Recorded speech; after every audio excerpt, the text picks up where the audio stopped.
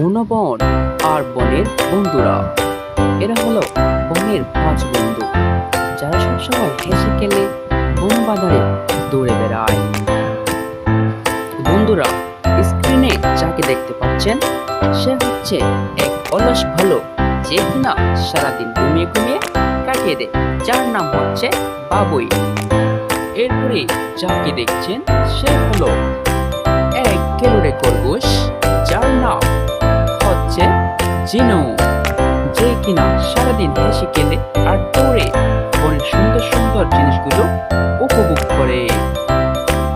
এরপরে আমরা দেখতে পাচ্ছি এক চঞ্চল এক ঘাট বিড়ালি, যার কাজ হচ্ছে সারাদিন গাছে গাছে বনে বনে দৌড়ে বেড়ানো, আর তার নাম হচ্ছে গুনগুন। আমরা দেখছি গুনগুন লাফিয়ে লাফিয়ে খেলছে। এরপরে আমরা যাকে দেখতে পাচ্ছি এক সুন্দর টিয়া পাখি, যার নাম হচ্ছে চিকু। চিকু খুবই একটা সৎ পাখি এবং খুবই সুন্দর ও মনোমুগ্ধকর। হা হা হা। এরপরে আমরা দেখতে পাচ্ছি আমাদের এক ছোট্ট বন্ধু, যার নাম হচ্ছে আকাশ। সে কিনা খুব চঞ্চল এক বালক, যার কাজ বনের পশু পাখিদের সাহায্য করে বেড়ানো এবং তাদের সাথে মিলেমিশে কাজ করা, এবং সে সারাদিন বনে বাজারে ছুটিয়ে ফেলে। আমরা দেখছি আকাশ খেলছে। একদিন আকাশ তার দাদিমার সাথে খেলছিল। দাদিমা বলছে তুই পড়ে যাবি, কিন্তু সে কথা না শুনে খেলছিল। কিন্তু হঠাৎ তখন চিক্কু চলে আসে। চিক্কু বলতে থাকে, আকাশ আকাশ সর্বনাশ, বনে একটা ঝামেলা হয়ে গেছে।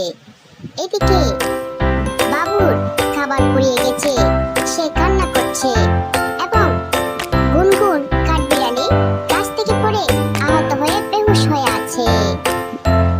এরপরে আকাশ আর দেরি না করে ছুটে চলল বনের দিকে। তারা দৌড়াতে শুরু করলো এবং তাড়াহুড়া করে বনের দিকে ছুটতে থাকলো।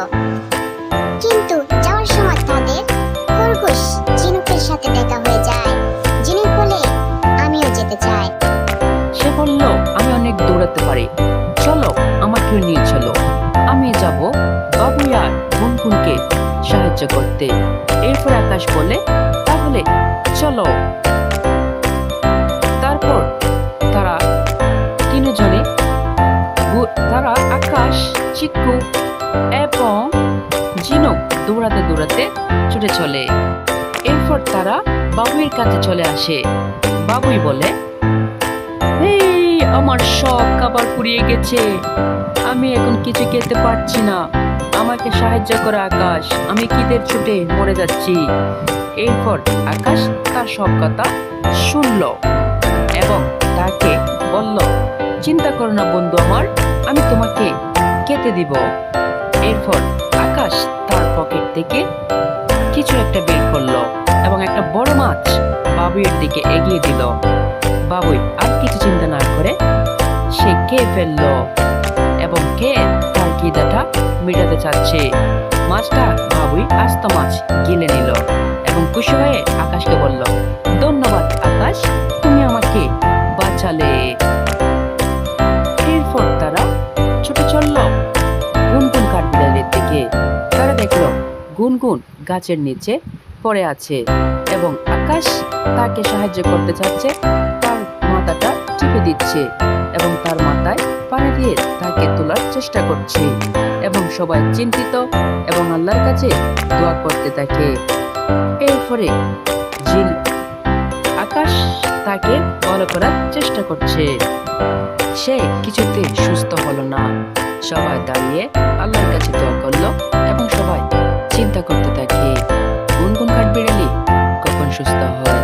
তারা সবকিছু করে তার সুস্থ হওয়ার জন্য অপেক্ষা করলো।